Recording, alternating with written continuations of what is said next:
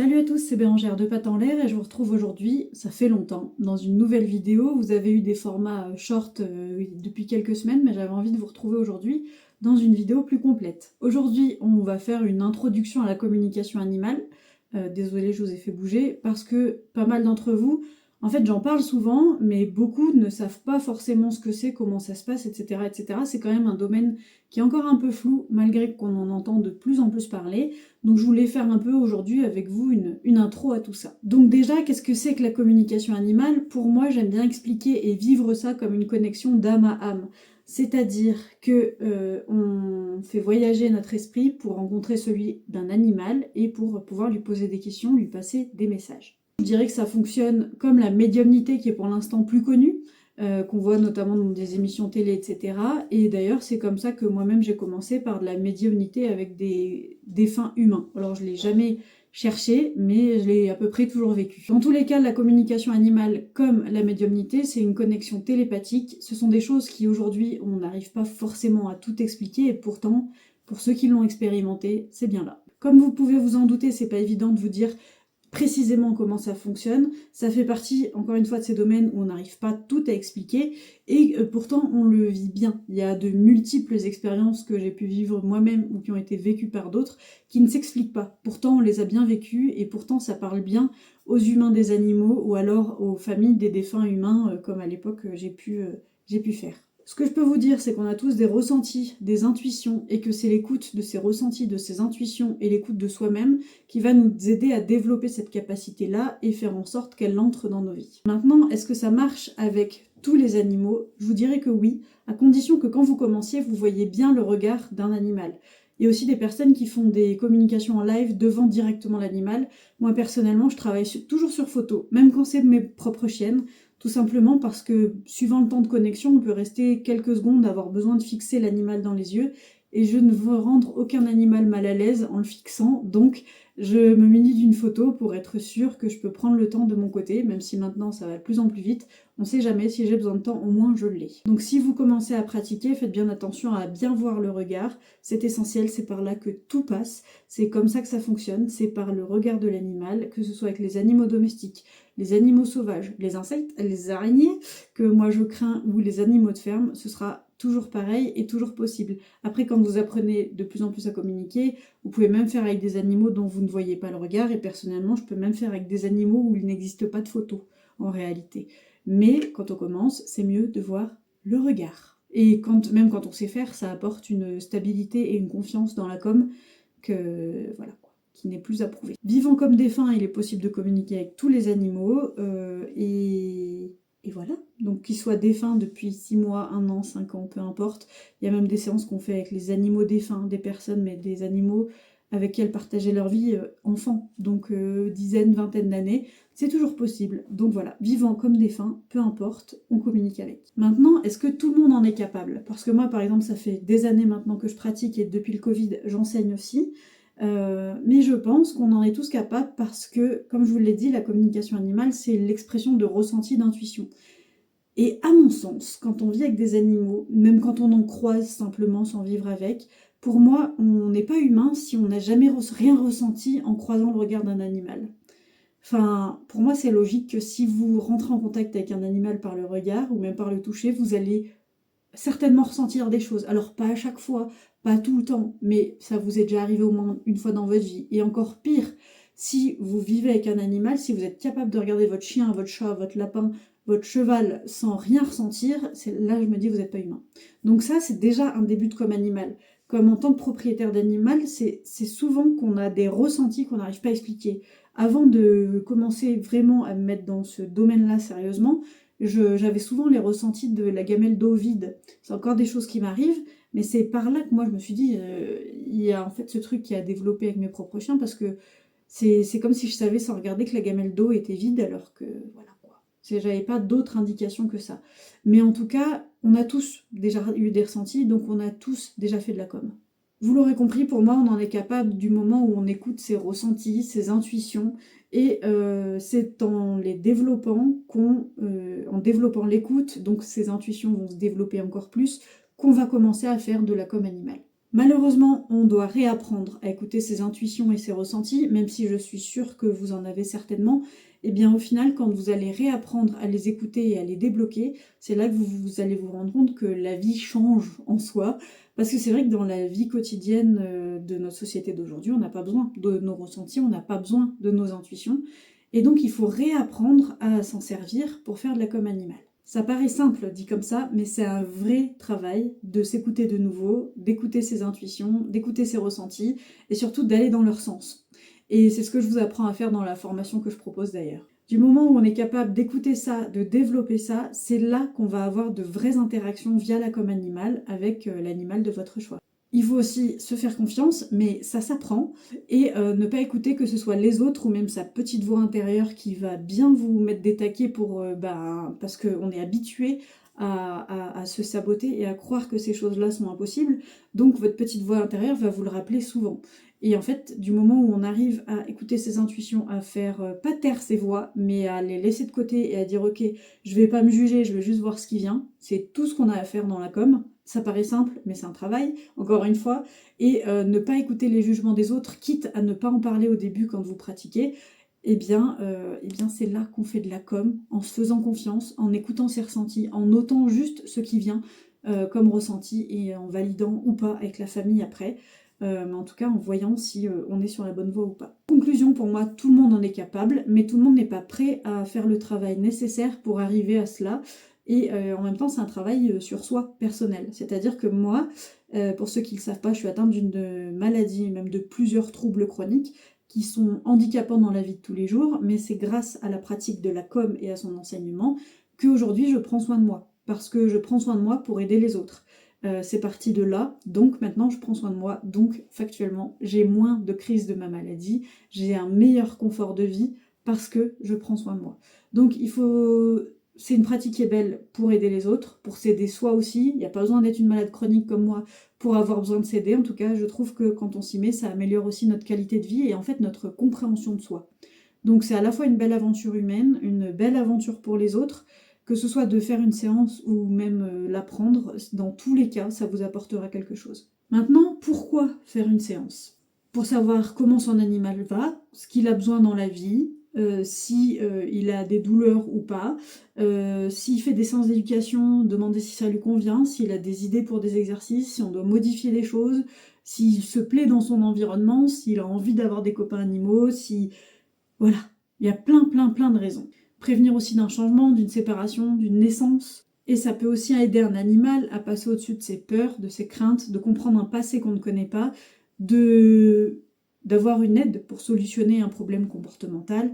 Il y a plein de raisons qui font que vous feriez appel aujourd'hui à une séance de communication animale. En vrai, il n'y a aucune limite à pourquoi faire une communication animale tant que vos intentions sont bonnes. Personnellement, c'est pas que je refuse, c'est qu'on remanie le discours quand j'ai des personnes qui me contactent pour aider à au solutionnement d'un problème de comportement et qui me disent faut lui dire qu'il est pénible, faut lui dire d'arrêter de monter sur le canapé, faut lui dire d'arrêter de tirer en laisse, faut lui dire de revenir au rappel et il faut lui dire d'arrêter de faire des bisous. Des trucs comme ça, où on va commencer direct en reprochant des choses à l'animal, je préfère ne pas faire. Parce que j'estime que quand on a une pratique si belle que la com animale, on ne devrait pas s'en servir pour faire des reproches. Je suis désolée, c'est la première fois que je filme de cette manière et j'ai l'impression que vous bougez beaucoup. Ce sera amélioré lors des prochaines vidéos. En fait, il ne faut pas que je mette les mains sur mon bureau. Parce que vous savez quoi? J'ai la chance d'avoir un bureau qui monte et qui descend. Et ouais, je l'ai reçu à mon anniversaire, je m'égare, mais du coup, j'ai pas encore les bons réflexes. Donc j'espère que vous me pardonnerez et voilà. On va revenir à nos moutons, ou plutôt à notre vidéo. Je vous disais que moi je ne fais pas les choses où on reproche des choses à l'animal. Par contre, quand il y a des soucis de comportement, déjà on ne remplacera jamais, que ce soit un éducateur canin ou encore pire un vétérinaire, on ne remplacera jamais ces métiers, c'est juste des compléments. Et donc, en complément, eh bien, quand on va aller en com animal, on va essayer de chercher pourquoi on a ce type de comportement, ce qu'on peut faire pour aider l'animal et ce qu'en tant qu'humain, on peut mettre en place pour l'aider, ce qu'on peut nous changer sur nous pour l'aider. Mais par contre, on ne va pas lui faire des reproches parce qu'on part toujours de... Alors, à la base, je suis comportementaliste, donc voilà, j'ai des connaissances là-dedans aussi. On part toujours du fait que l'animal ne fait rien pour vous embêter. Voilà, c'est une réponse à quelque chose qui lui arrive. Donc ça ne sert à rien de faire des reproches sur reproches. donc j'évite. Voilà. On reste toujours dans la compréhension et l'amour, ça paraît très bateau, très cucugnangnang, mais pourtant c'est le cas. Je trouve que voilà, quand on fait quelque chose comme ça, si c'est pas pour avoir des bonnes énergies, ça ne sert pas à grand chose à mon sens. Je disais, on remplace pas le vétérinaire non plus, donc l'éducateur non plus, l'ostéo, j'allais dire toiletteur, mais j'irai pas couper les poils d'un chien dans une com, vous voyez ce que je veux dire. Tous les professionnels du monde animalier, on ne les remplace pas. C'est un complément et c'est un confort aussi de savoir, par exemple, une fois que vous êtes allé chez le vétérinaire, votre chien il a du mal à prendre des médicaments, de savoir comment on pourrait l'aider, de savoir s'il a besoin de quelque chose en plus, de savoir voilà, s'il a du mal à prendre ses cachets, est-ce qu'il y a un aliment qui ferait qu'il aurait plus d'envie de les prendre, savoir si il préfère dormir dans telle ou telle pièce. Évidemment, tout ça, vous pouvez l'expérimenter dans la vraie vie, chercher des solutions, mais quand on a un animal qu'on veut aider, bien c'est un confort, c'est un gain de temps d'avoir des réponses qui viennent directement de son animal. Donc ça fait une grande différence quand on a les réponses de l'animal dans le confort et pour savoir comment son animal vit les choses. Alors là, je parle du vétérinaire pour des cas graves, mais évidemment, il y a juste les séances d'éducation, savoir comment son chien vit la chose, savoir comment son chien vit l'arrivée à la maison, comment son chien vit les vacances où on va le laisser en pension. Tout ça, c'est des choses qu'on peut savoir. Donc pourquoi s'en priver quand on peut avoir cette aide-là qui est, à mon sens, super précieuse. C'est un complément qui, notamment dans le monde de l'éducation canine, ça m'est déjà arrivé, va pouvoir rediriger le travail du professionnel aussi, et en ayant les réponses du chien, va pouvoir nous aider à mettre en place d'autres choses. Ou des chiens qui sont en refuge, ça m'est arrivé plus d'une fois, pré-adoption, on demande l'autorisation au refuge de communiquer avec cet animal et on demande à l'animal ce qui lui irait comme famille et quand cette famille est trouvée, eh bien on demande comment il souhaiterait être accueilli, on peut lui présenter la famille avant l'adoption.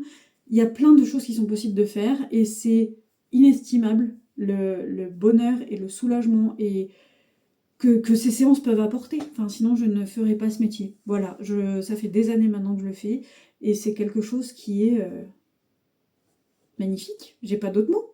J'ai pas d'autres mots. Bon, après, je suis un peu convaincue par le truc, donc voilà. Mais si vous ne l'avez jamais expérimenté, c'est un truc qu'on ne peut pas vous expliquer avec des mots. C'est une expérience qu'il faut vivre et se laisser aller dans le truc. C'est pas très clair peut-être tout ça, hein, mais si jamais je peux vous apporter des précisions, n'hésitez pas à me dire dans les commentaires, ce sera avec plaisir. Il y a aussi des personnes qui font des séances de communication animale régulièrement, une à plusieurs fois par an, juste pour savoir si tout va bien. On en a fait une de base, où l'animal a demandé des modifications, des choses. C'est jamais des trucs très compliqués qu'ils demandent, hein. Mais ils sont beaucoup moins compliqués que nous, les animaux. Mais en tout cas, ils ont demandé des choses, les humains l'ont mis en place, on en refait une, voir si ça va, quelques mois après.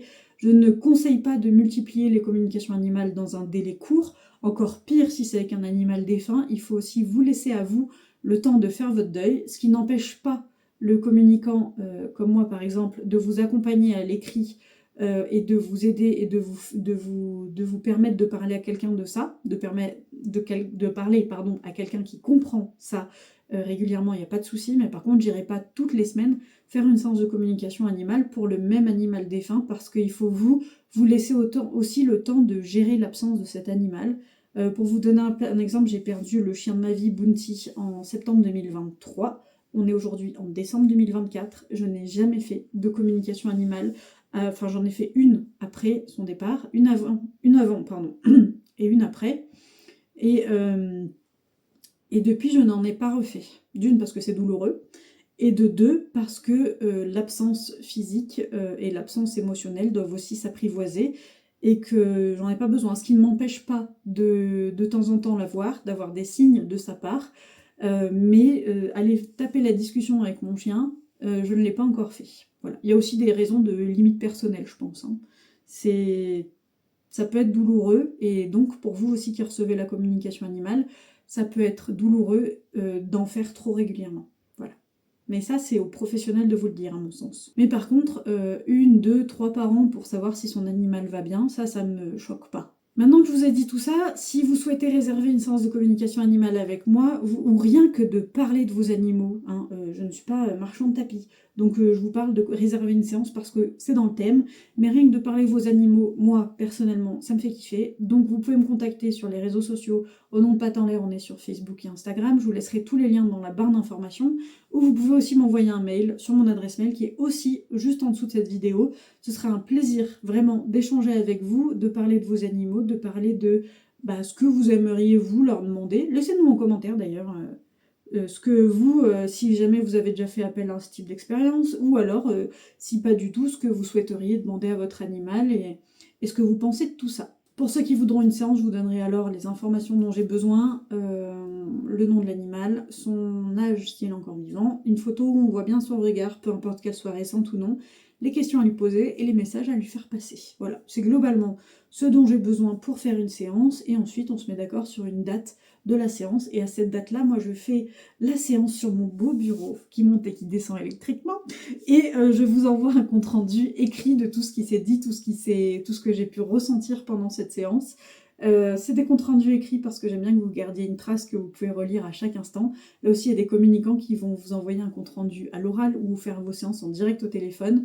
Personnellement, j'aime bien le format écrit, voilà, pour ce truc de je vais relire. Je vais relire parce qu'en fait, quand on la reçoit, les gens font une lecture, et puis en fait, le lendemain, on me renvoie un message, j'ai relu, j'ai encore pleuré, et puis la semaine d'après, pareil. Donc, je trouve que ça peut être aussi un beau cadeau. D'ailleurs, je propose des chèques cadeaux pour les très retardataires de Noël. On est quand même le 23 décembre.